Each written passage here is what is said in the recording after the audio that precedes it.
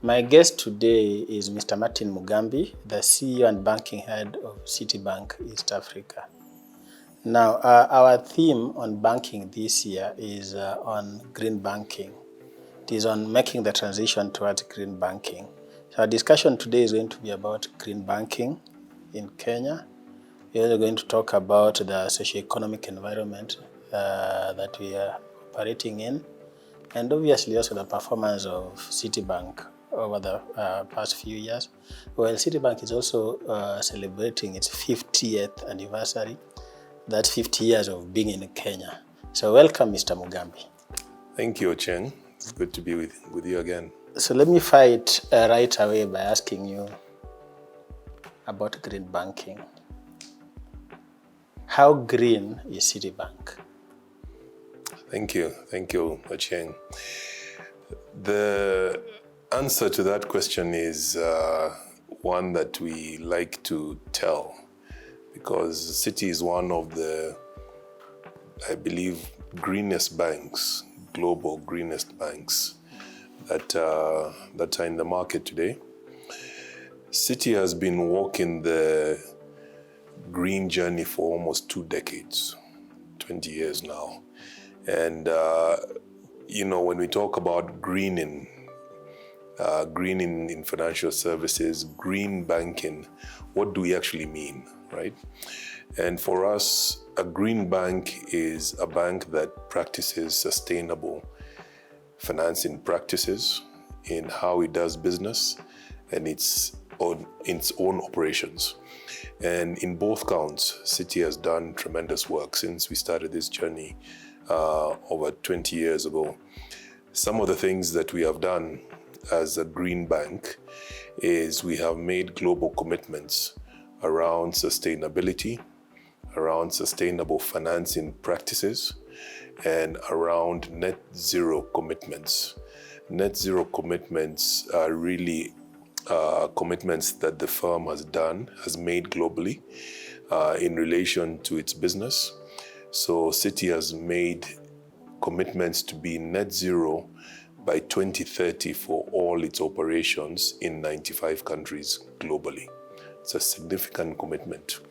And that's what I would call commitment 1. Commitment 2 is a commitment to be net zero by our broader operations, our global client operations by 2050. So that means that we are also focused on the transition path that our own clients are following in sensitive sectors, may they be power, energy, and the likes, by 2050. So that essentially involves looking at our client businesses, client by client, to ensure that they do not only have a sustainability plan for their operations, but are actually following that transition plan by hopefully 2050, which is our global commitment. So looking at our own internal commitments and our own external commitments in relation to our client businesses, I think that shows how green Citi is. And this is something that permeates the entire organization. Mm-hmm.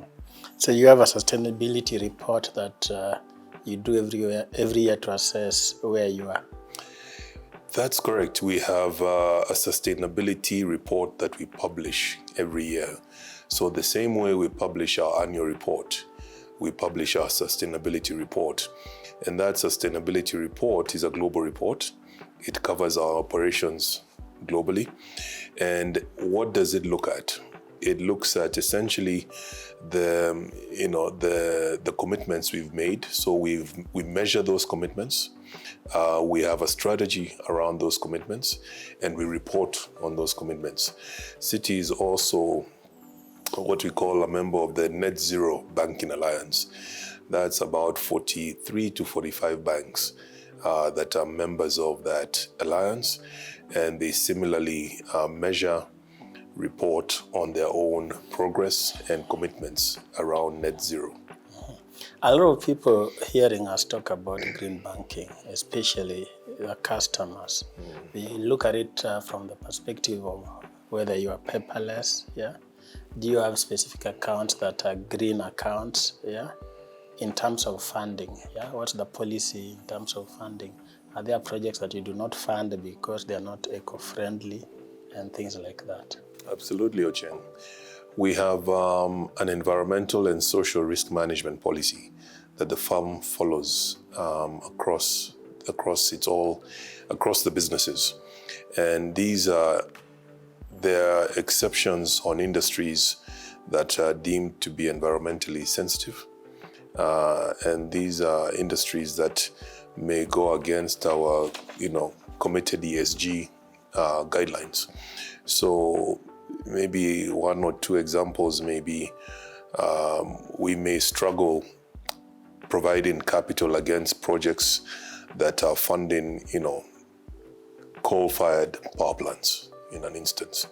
Or we may struggle with projects that are geared towards funding, crude oil pipelines, for instance.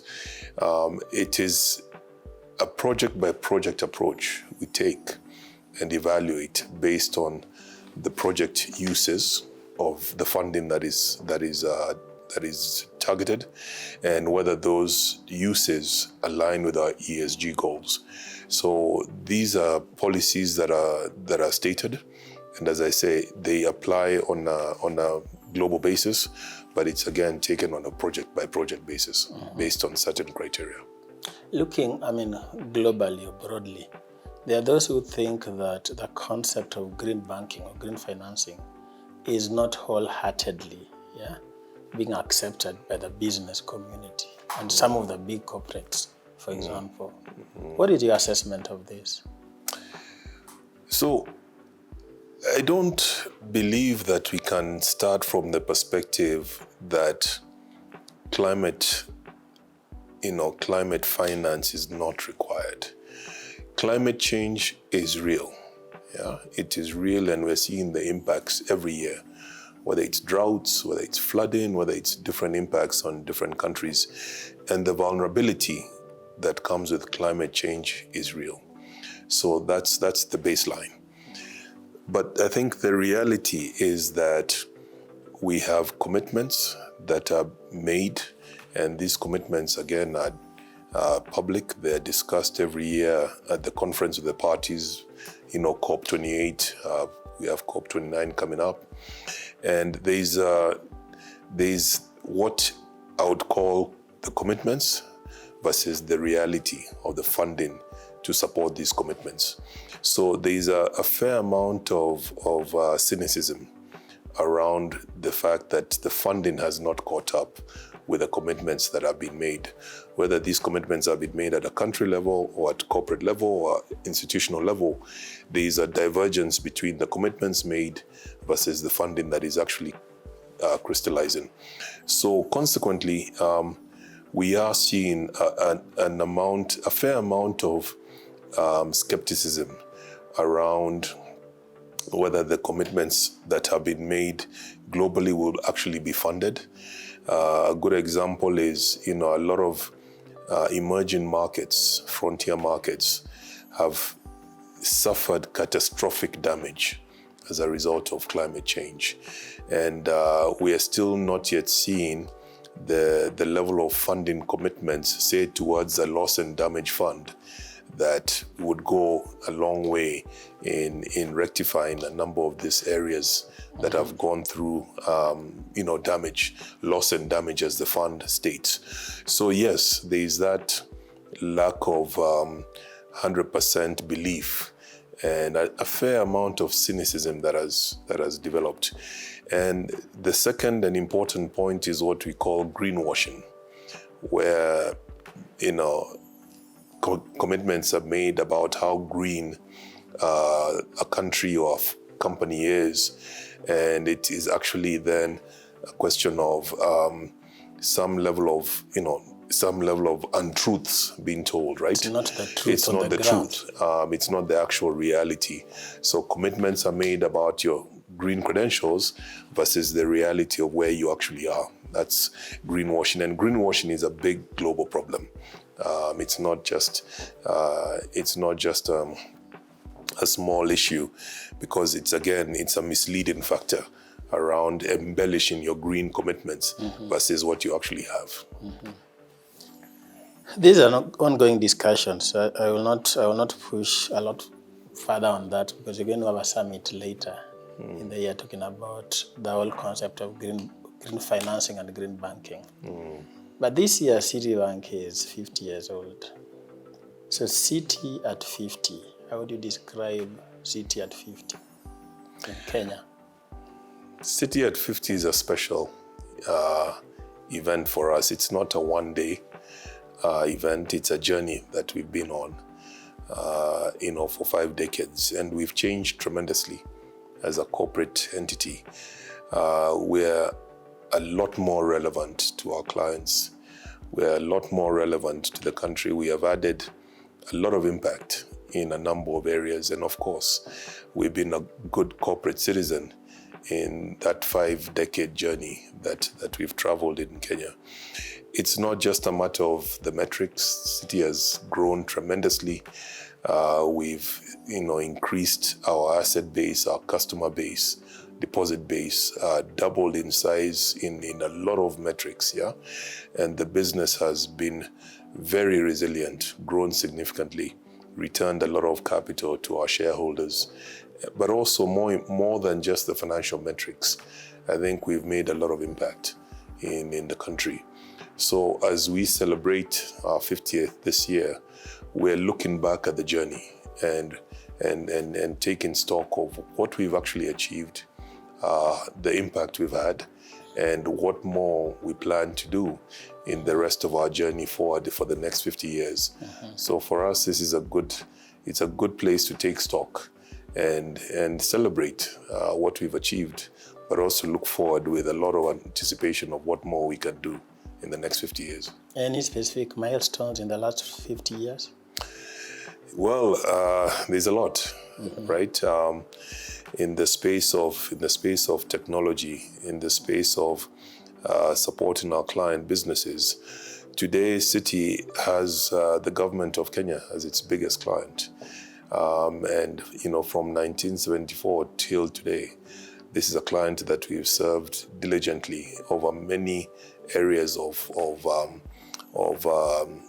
support, whether it's capital raising or helping the government drive efficiencies, helping the government solve problems, using technology to support growth ambitions of the sovereign. We've done a lot with the government as the biggest client for Citi Kenya.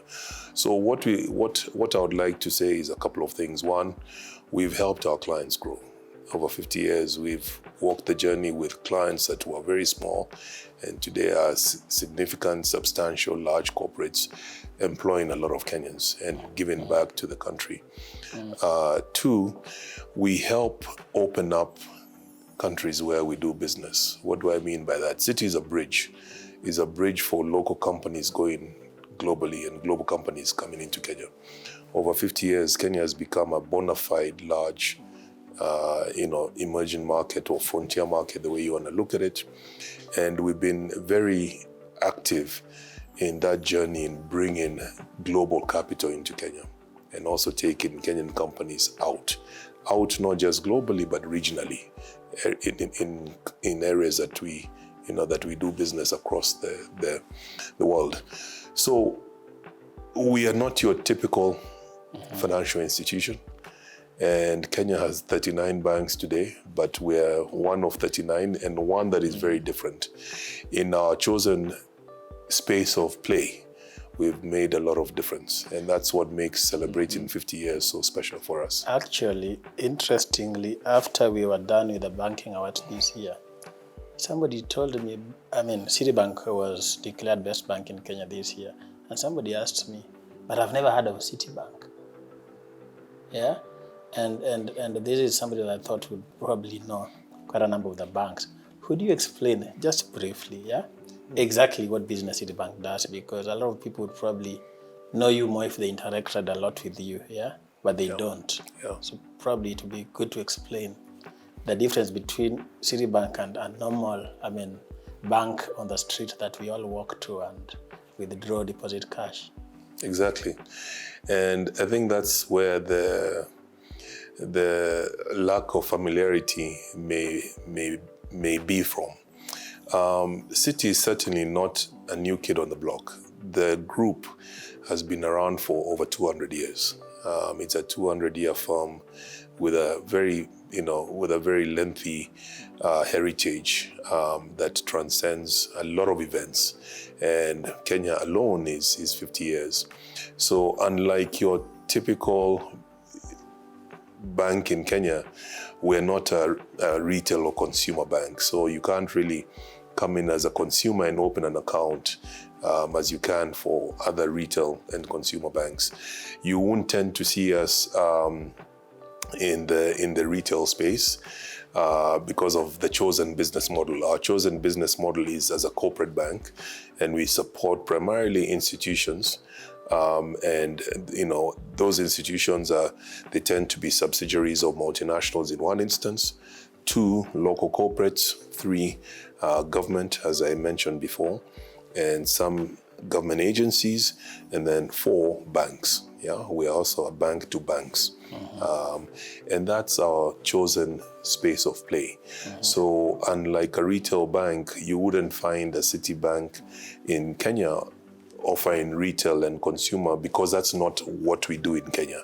We do that in parts of the world, but that's not our business model. Bank. Here we're a corporate bank, serving the needs of institutional clients. That's really who we are. So would you see us advertising? Not much. Would you see us having different types of retail campaigns in the Kenyan market? Not likely, because that's not where we play. For those we serve, they know us pretty well. Now, let me take you back to what you said, that one of your biggest customers is the government of Kenya. Yes. And I bring this up because I know earlier this year, I think in February, you arranged the Eurobond that a lot of people have said was our savior. Yeah. And just talking broadly from an economic perspective, yeah.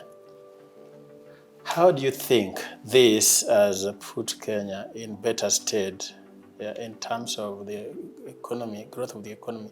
Of course, it was important for government to settle its debt obligations, and that was done. But where does that position us now? Okay.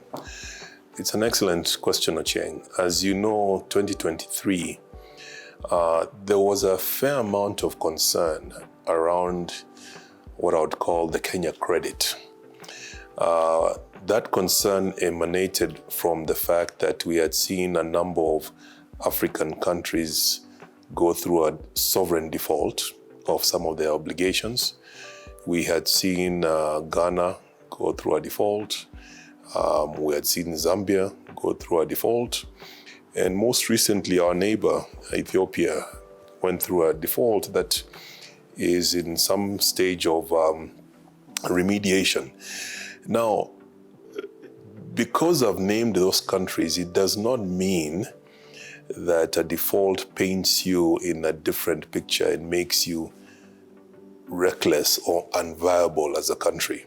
It just means that at that particular moment in their cycle, these countries had a challenge with their debt situation and debt dynamics. But most of these countries are going through a process today of remediating and getting out of that situation. So as you can appreciate, Kenya was one of the countries that was causing nervousness insofar as where investors were concerned. There was concern about Kenya's ability to meet the $2 billion Eurobond payment maturity that was due in June 2024 this year. And we had the privilege of being asked by the government of Kenya to look at what I would call a liability management exercise. Yeah, what does that mean in simple English? It means settling the maturity in June through the exchange of another instrument. So in February of this year, Citi, working with a partner bank, was able to issue a bond and take the government of Kenya back to the market, issue a $1.5 billion bond that then paid off the June maturity and the investors were given an alternative bond that matured in 2031. So it was an exchange, a liability management exchange. The investors that had the 2024 maturity gave those back and were given a 2031 bond in exchange. And that bond of $1.5 billion then exchanged the 2024 maturity. As you can appreciate, that was very well received in the market. It helped calm down the investor concerns that was building around Kenya's ability to pay off that maturity. The balance of 500 million was then fully settled by the government through its own resources later on in the year. That was done in June of this year. And the $2 billion in aggregate, 1.5 done by the bond that Citi did, and the 500 million fully settled that maturity of 2 billion. And you can appreciate that that has changed the environment. We've seen an appreciation of the shilling in relative to the dollar in terms of the exchange rate. We've seen a better reception of the Kenya credit internationally by investors. Yes, there are still problems today as we speak, but they're not related to default. Kenya's default on its debt. And that was an important element of addressing that challenge that we were able to do. Speaking about that still, Kenya's sovereign rating, I think, has been downgraded in the last few months, yeah? Obviously, probably for a different reason. But how bad could it have been if we had defaulted on the repayment of the bond? And then I think the reason sovereign rating has come down is a result of the demonstrations not too long ago by the so-called Gen Z demonstrations, yeah? But looking at where we sit right now in terms of our sovereign rating, is there any reason to worry? How bad can it get and how can we improve it? So our view as Citi is that Kenya is going through a journey of addressing its fiscal vulnerabilities. Kenya has gone through a season of protests, and that's public knowledge. A lot of those protests were as a result of, what I would call the initial opposition to the Finance Bill 2024 that was subsequently retracted. And other areas related to whether it's, fiscal management, to some extent, governance and the likes. And we will not comment to the issues related to, governance and the likes. We are quite clear that the journey of fiscal consolidation, fiscal management is one that a lot of countries travel, right? And if you look at the public, what's in the public record by Moody's and recently Fitch, two rating agencies that have opined on the Kenya situation and the Kenya downgrade, most of those relate to the ability of the sovereign to raise revenue going forward, right? And the withdrawal of the Finance Bill 2024 has given some commentators and some stakeholders, like the rating agencies, concern that Kenya will not be able to raise revenues on a sustainable basis going forward in the absence of this finance bill. Now, we believe that that is one view, and that's a view that's been taken by the rating agencies. But we are also of the view that the country has to take some decisions, right, in terms of building its own fiscal capacity, in terms of looking at sustainable sources of raising revenue, which then will address the challenges that the agencies have pointed out, looking at the level of the fiscal deficit to see is it credible, is it sustainable, How will it be funded going forward? And the ability of the country also to travel this journey of fiscal sustainability and resilience. Our view is that Kenya will get there. This is a season that the country is going to go through, but the long-term prospects of the country remain solid. We believe that a number of countries have defaulted on their debt. I can talk about Argentina, I can talk about Russia. There are many countries that have defaulted on their debt. There is life after a debt default. But I'm not necessarily saying that Kenya is going to default on its debt. Even those countries that have had the unfortunate experience of having a debt default have come out of that situation. So Kenya has two challenges. One, to demonstrate fiscal sustainability and a revenue profile that is going to carry it into the future, which we do believe will be the case. And then two, the growth prospects of Kenya still remain very solid. We're still talking about a country that will grow 5 to 5.5% this year, a country that will still attract a lot of investment, a country that is still very well positioned for growth. So yes, there are some challenges, but it has to be looked at in balance. Mm-hmm. Now, there are two ways to go about it. If your deficit as a country is going to be growing or huge, which is what is projected as a result of the withdrawal of the finance bill and the perception that some of those measures that were being put in the finance bill will not be there going forward. So one way is, of course, to raise revenue, which I think is what the finance bill was attempting to do. The other way, obviously, is to cut costs. I mean, I don't know what your thinking is. Of course, you can also choose to do both. But looking at where we are, of course, I think this was a very brave attempt. The last finance bill that was withdrawn at generating revenue, because I don't think we have tried to increase our revenue generation through taxes by the magnitude that we are doing this time. But looking at it, where do you really think we should focus? Is it on cutting, on our expenses, or is it corruption? Because there's the whole issue of where does this money go? We collect taxes, yes, but we are not quite sure about how it is utilized. Is it used for the things that it is intended for? The big question has always been, for example, the Eurobond, was clearly earmarked for certain projects. And the issue has been, did we do that?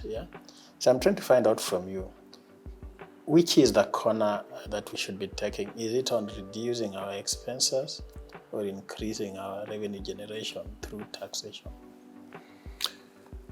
Ochieng, I think the answer to that question is, what is the most sustainable way forward for the country? I won't dwell on issues of governance, because that's not my area of focus in this conversation.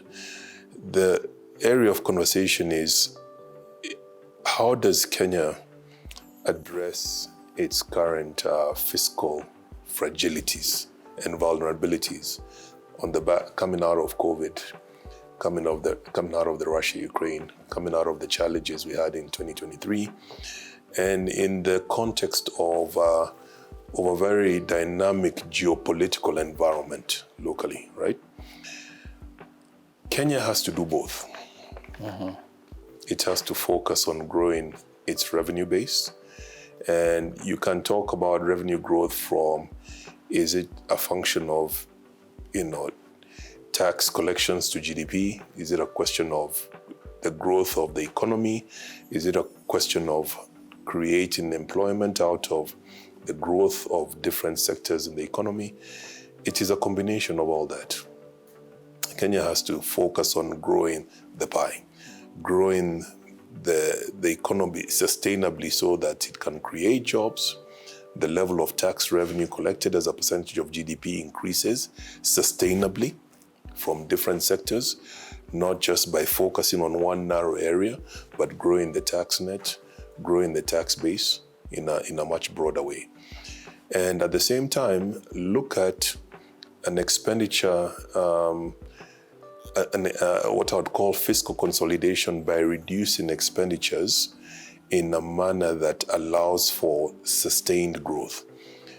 Again, what does that mean in actual words? This current finance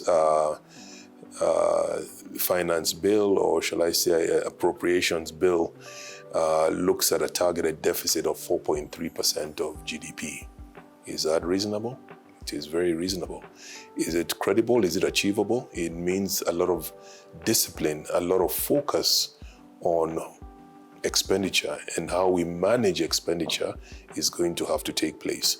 So to build fiscal sustainability and to make sure that the country is on a solid path, you have to focus on both the revenue, the top line, and also a level of expenditure that is credible. Now, that's the balance that Kenya has to strike. It's not an easy balance, but I don't think it's impossible. It just will take discipline, it will take political will, and it will take focus for the country to achieve those goals. Mm-hmm. Let's speak a lot more broadly about the global and regional macroeconomic environment. The Ukraine-Russia war is still going on, yeah? And of course that has been blamed for a lot of our pitfalls in the region and even globally, yeah? And the new challenges keep emerging. There's a war in the Middle East, Israel and the Palestinians in the Gaza area. There's a lot that keeps changing. And before that, of course, we had COVID, and we spoke a lot about the impact of COVID, yeah, to our global and regional economies, yeah. The truth is, every time there's always going to be something new emerging, yeah.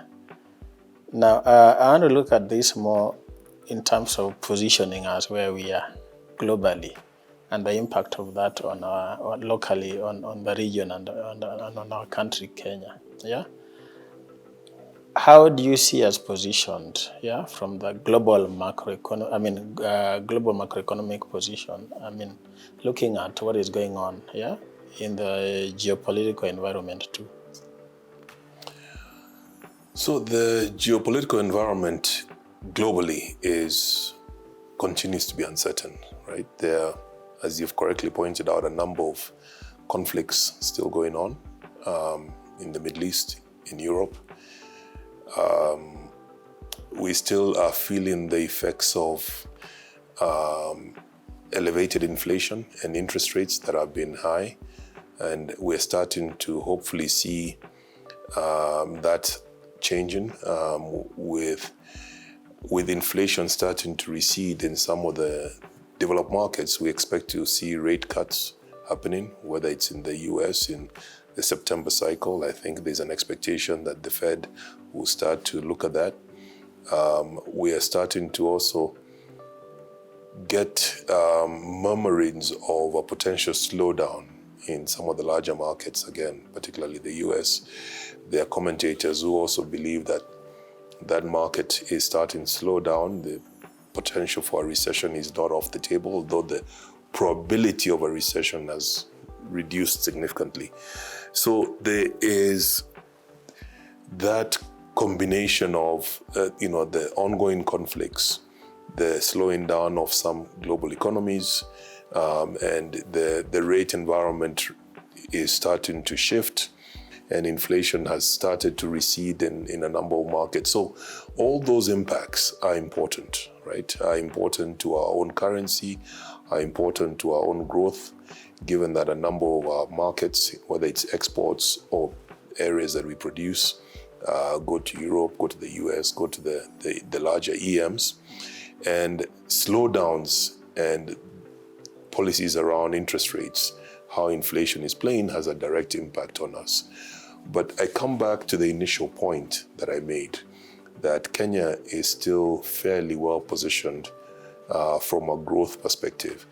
Irrespective of how we look at it, the country is still growing.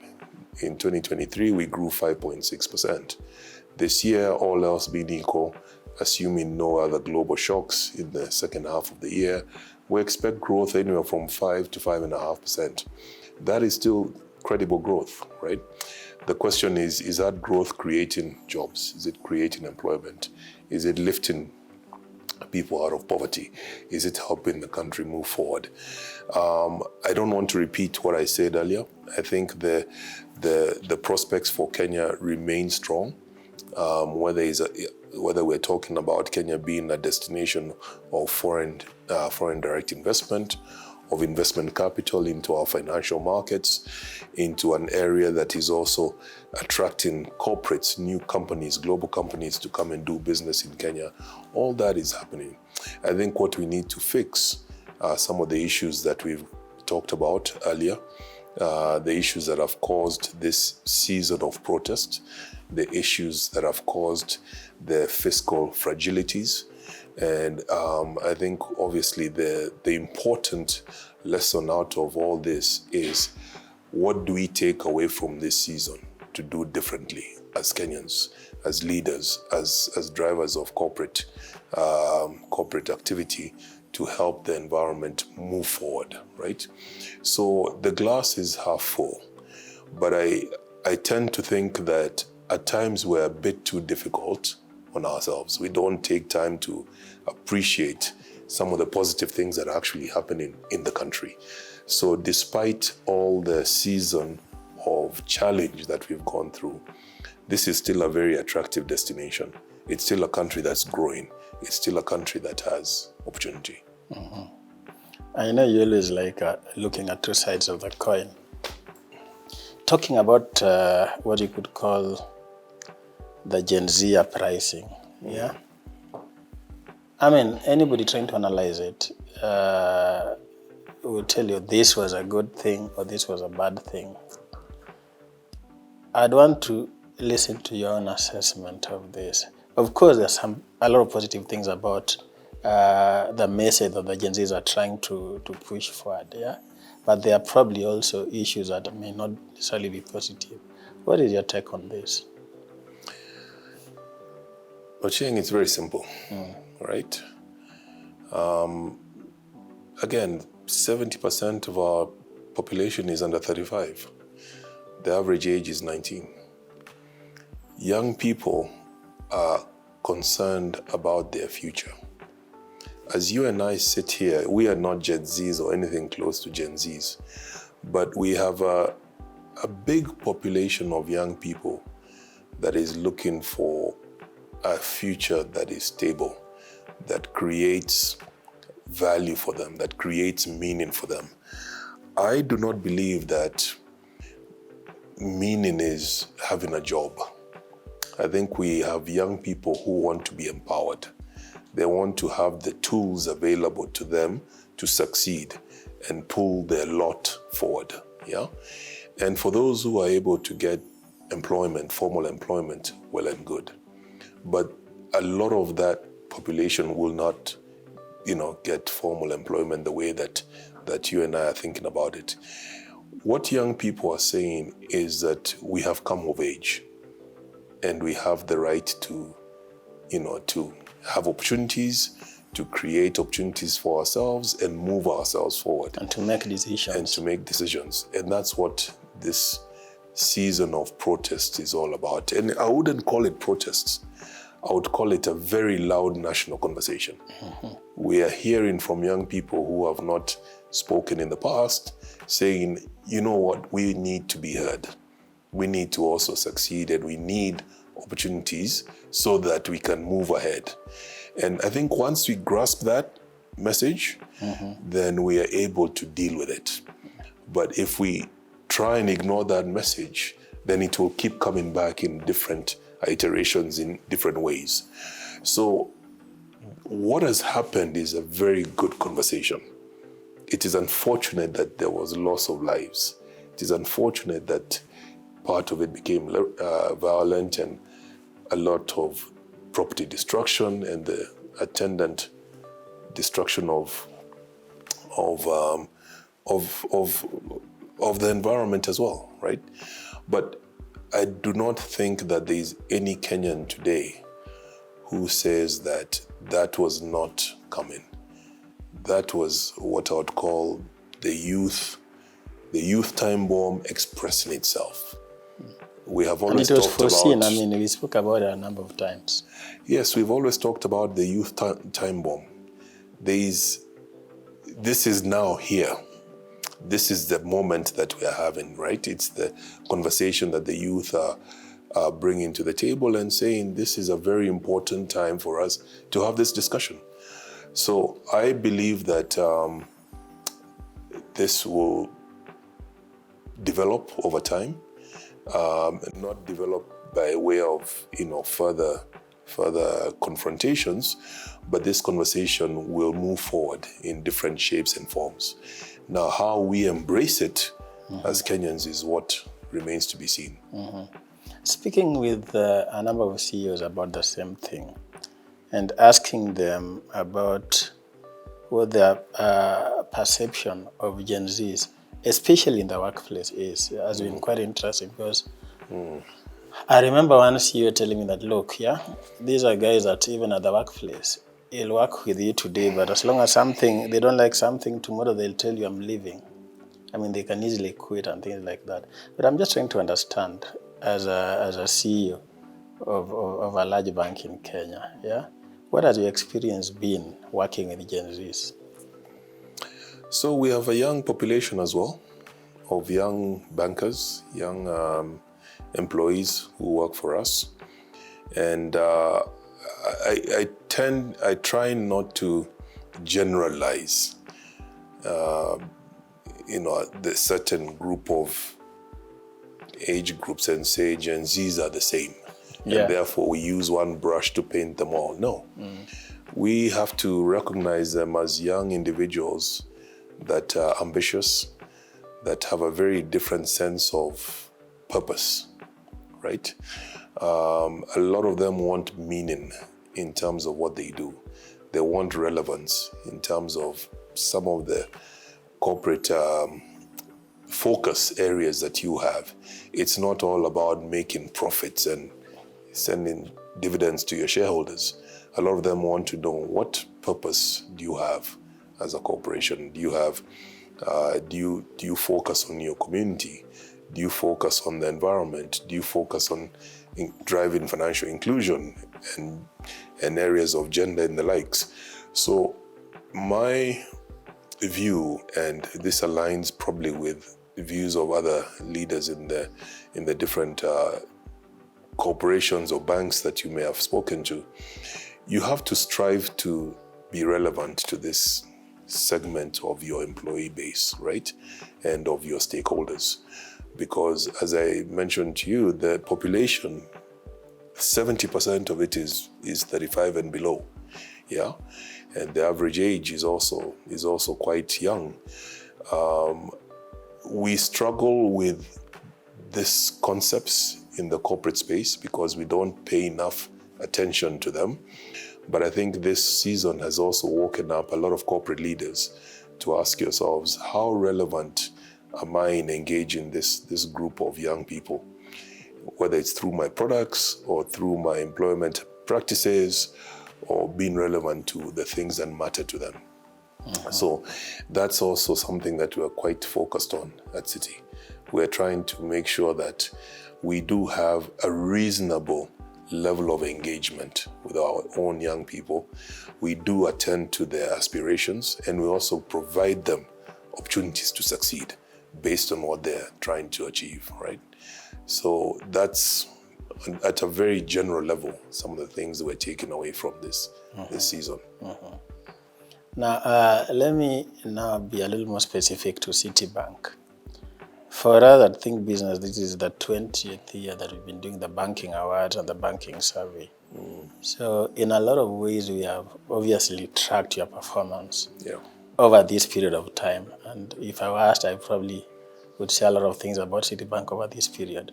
But what is your own assessment of Citibank over the last, say, 20 years? First, I should thank you for giving us the honor in terms of performance, yes, of selecting us as the best bank in 2023. We have also, had the privilege of getting awards from you, whether it's in the area of product innovation, being a green bank, class act of 20 years. And we think very highly of Think Business, and we think very highly of the fact that you've chosen to recognize us. And when we take a step back and unpack the awards and ask ourselves, why are we deserving of these awards, right? And I could reel off numbers, and I could talk about revenue growth, size of the balance sheet, income, profit after tax, and so on and so forth. But I believe it goes beyond the numbers, because if it was just simply about numbers, there are banks in the country that are of different sizes, some much larger, some smaller, etc., but are doing very different things, very unique things.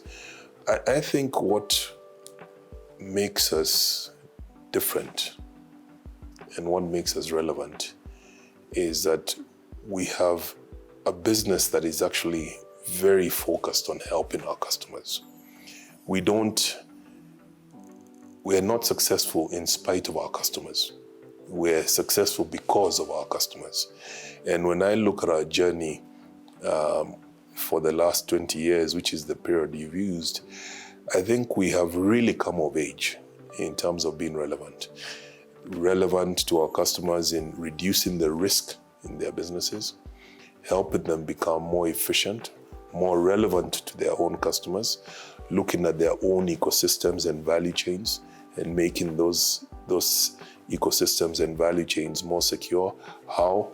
Supply chain financing is one simple example I can give you.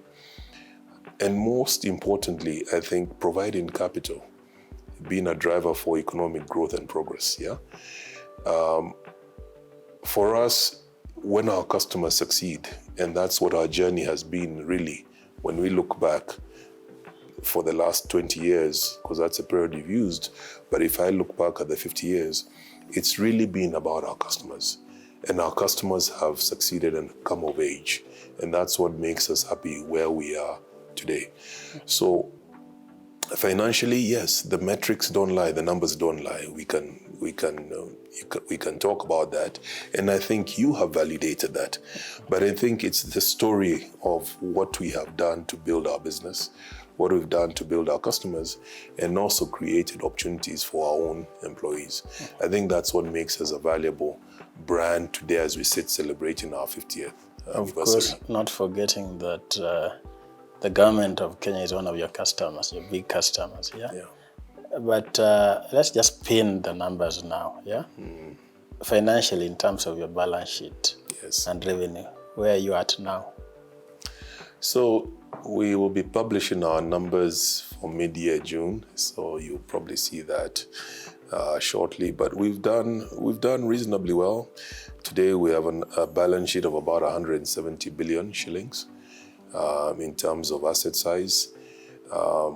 Very strong capital liquidity ratios. Year to date, we'll close under 6 billion shillings in profit after tax, and fairly good forecast for 2024. And we are, in terms of market share, just sitting at about 2.5% market share. There are 39 banks in the market, as I told you. We're not the biggest. We're not everything to everyone. We choose where to play. We are very specific on how we allocate our capital and how we support our customers. And our return metrics are all positive. Whether you look at our return on equity, we are, I think, what I would call a franchise that has done well for its parent, and a franchise that has done well for its shareholders, but not only that, for its customers as well. So the business is well positioned. It's well positioned for growth going forward. And we are well positioned to support the customers that need us, that require our support in different areas. So the numbers is one thing, and the numbers are there, they're public information. But I think it's the value that we bring to our franchise as a business and in support of our customers that is valuable, that makes us happy to be where we are. Okay. I want to ask you about where you're going to be in the next 50 years, because none of us here will be there. Well, I don't think so, yeah? So let me ask you, where do you see Citibank in 5 years' time? Citi will continue to be a force to be reckoned with in the Kenyan market. We'll continue to grow at pace. We'll continue to support our clients with capital, with risk management solutions, with efficiencies to help them achieve their own objectives. This is a growth market. A good example, I say to my bankers every time we try and measure our impact. If Kenya is growing at 5%, banking should be growing at 2 times GDP, right? So we should be making twice the impact that the average GDP growth of the country is doing. So for us, in 5 years, certainly we'll have moved our clients much further ahead in their own businesses. We will have created quite a lot of opportunity for our people, our ecosystem, and our broader communities. So for me, this is really the start of the next season. We've done very well in this 50-year cycle. Now it's to look at the next and say, how do we accelerate that? How do we move that faster? So we'll be much farther ahead than we are now. Good, thank you. And finally, how are you celebrating your 50th anniversary? We are going to have a big party. Beyond a big party, we're not really focused on just the popping champagne and, we are going to be quite reflective. We're going to look at doing a few activities, definitely on the CSR front. Going to give back to the communities that have been responsible for our success. We are going to have some relevant activities for our customers, because our 50th is really a celebration of our customers. It's not a celebration of Citi, the brand. It's a celebration of the customers of Citi Kenya that are responsible for our success. So look out for a lot of customer celebrations. We will do some community activities. We will, amplify a lot of the employees that have been part of this journey and set goals for the next 50 years, because for us, we are grateful to be where we are. And now the future is really how we define it. So watch this space. We will be watching. But now before I close, is there a question I may not have asked you that you probably want to respond to, or something that you want to say that maybe I did not capture? Mine is to thank Business for your partnership. I hope that next year you'll also consider us for some additional recognitions. But we have enjoyed the partnership with Think Business, and I also want to congratulate you on your own 20th anniversary of doing good business. Yeah. Thank you. And I think it's a partnership that will go far. So it's not really for me, but I want to commend you and congratulate you on your 20th anniversary as well. Thank you very much. Yeah. Today I was talking to Mr. Martin Mugambi, the CEO and banking head of Citibank East Africa.